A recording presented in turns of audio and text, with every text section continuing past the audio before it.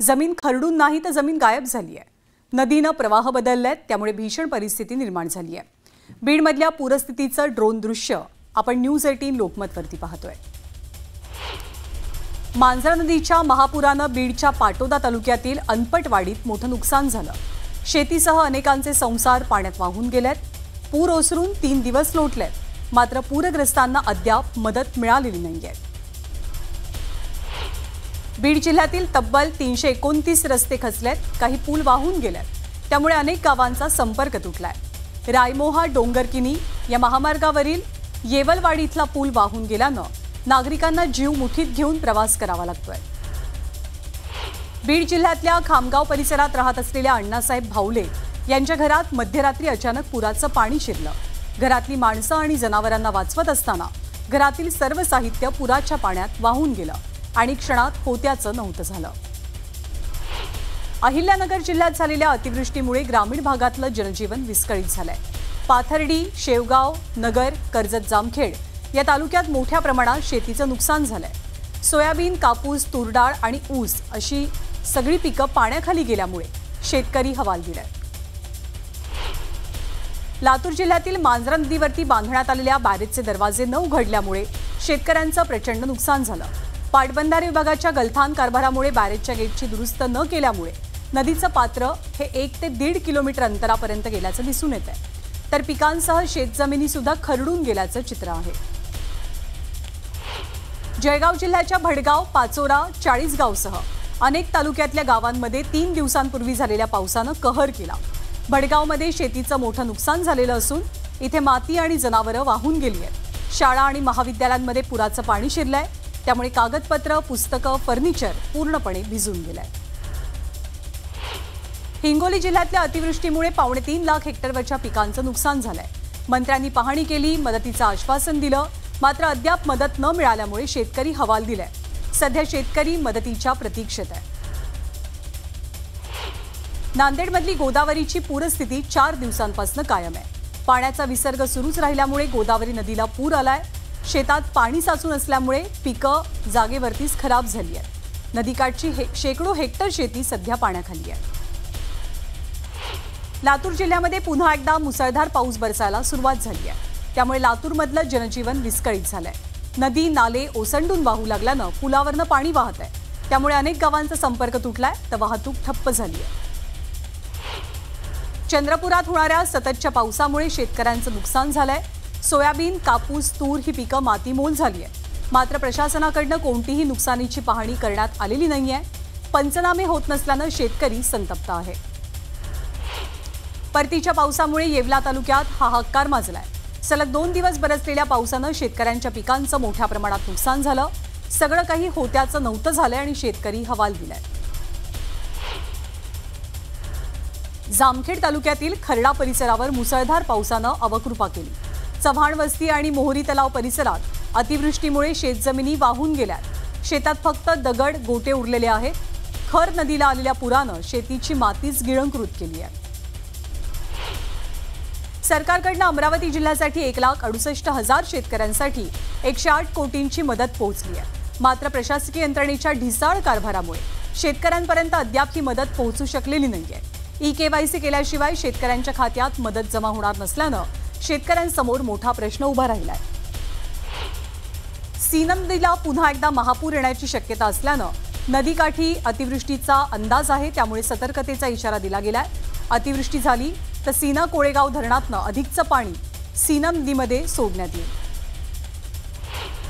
भंडारा जिल्ह्यामध्ये विजांच्या कडकडाटासह पावसानं हजेरी लावली।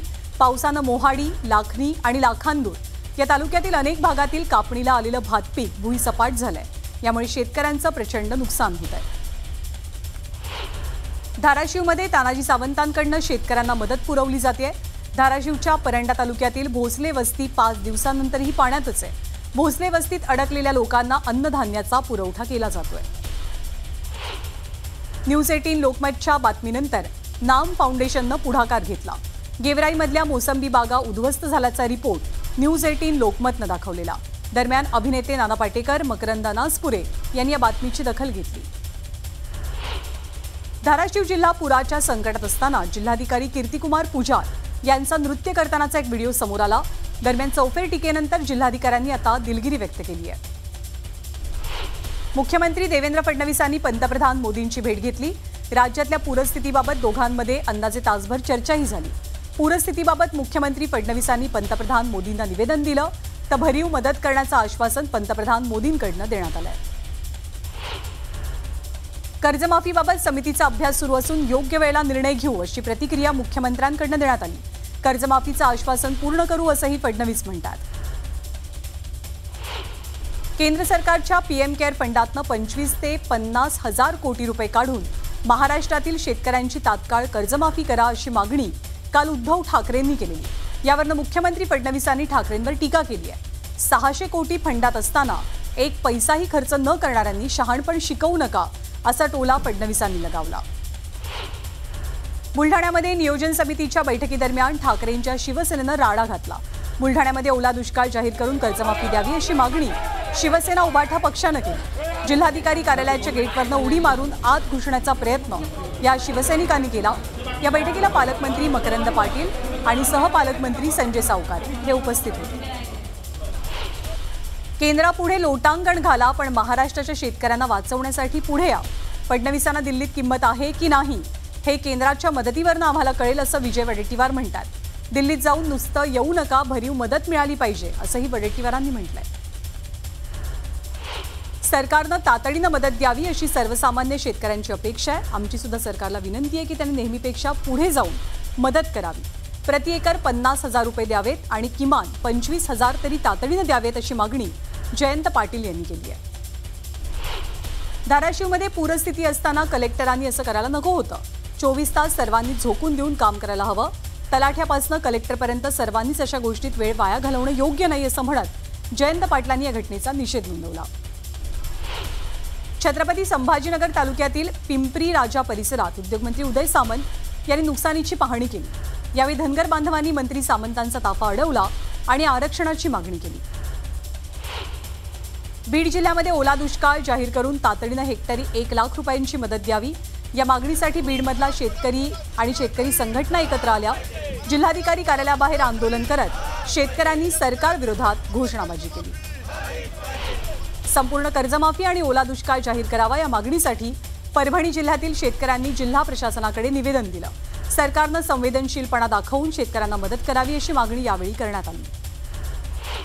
शेतकऱ्यांना प्रति हेक्टरी 50 हजार रुपयांची मदत द्या या मागणीसाठी बीडच्या केजमध्ये शेतकरी कामगार पक्ष आक्रमक झाला। केज तहसील कार्यालयावरती मोर्चा काढत सरकार विरोधात संताप व्यक्त केला गेला। महसूल सेवक म्हणजेच कोतवाल यांना शासकीय चतुर्थ श्रेणीचा दर्जा मिळावा या मागणीसाठी राज्यभरात आंदोलन केलं जात आहे। सिल्लोडमध्ये सुद्धा आंदोलन करण्यात आलं। दरम्यान या आंदोलनानंतर तहसील कार्यालय परिसरात शुकशुकाट पाहायला मिळाला। गोट्यागीतेवरती पुन्हा एकदा मकोकाची कारवाई करण्यात आली। गोट्यागीते अनेक महिन्यांपासून फरार असून गोट्यागीतेवर लावलेला मकोका रद्द करण्यात आलेला। दरम्यान बीड पोलिसांनी पुन्हा एकदा प्रस्ताव दिल्यानंतर गोट्यागीतेवरती मकोका लावला गेला। कोथरूड परिसरातील गोळीबार प्रकरणी कुख्यात गुंड निलेश घायवळवरतीही मकोका अंतर्गत कारवाई झाली आहे। निलेश घायवळ लंडनला पळून गेल्याचं पोलीस तपासात समोर आलं असून लुकआउट नोटीस जारी झाली आहे। दरम्यान घायवळ परत येताच त्याच्यावर अटकेची कारवाई केली जाणार आहे। राज्याचे उपमुख्यमंत्री एकनाथ शिंदेंनी जिल्हा नियोजन समितीमध्ये अधिकाऱ्यांना चांगलंच फैलावर घेतलं। ठाणे शहरासाठी स्वतंत्र धरणाच्या विषयावरनं शिंदेंनी अधिकाऱ्यांची झाडाझडती घेतली। जमीन अधिग्रहणासाठी पैसे दिलेत, मग काम का थांबलं असा सवाल विचारत टाइम बॉन्ड कार्यक्रम घेऊन काम पूर्ण करा असे आदेशही त्यांनी दिले। यवतमाळमध्ये काँग्रेसला मोठा धक्का बसलाय। काँग्रेसचे नेते आणि नाना पटोलेंचे विश्वासू माजी प्रदेश सरचिटणीस देवानंद पवार यांनी भाजपत प्रवेश केला। भाजपचे प्रदेशाध्यक्ष रवींद्र चव्हाण आणि महसूल मंत्री चंद्रशेखर बावनकुळे यांच्या उपस्थितीमध्ये हा पक्षप्रवेश सोहळा पार पडला।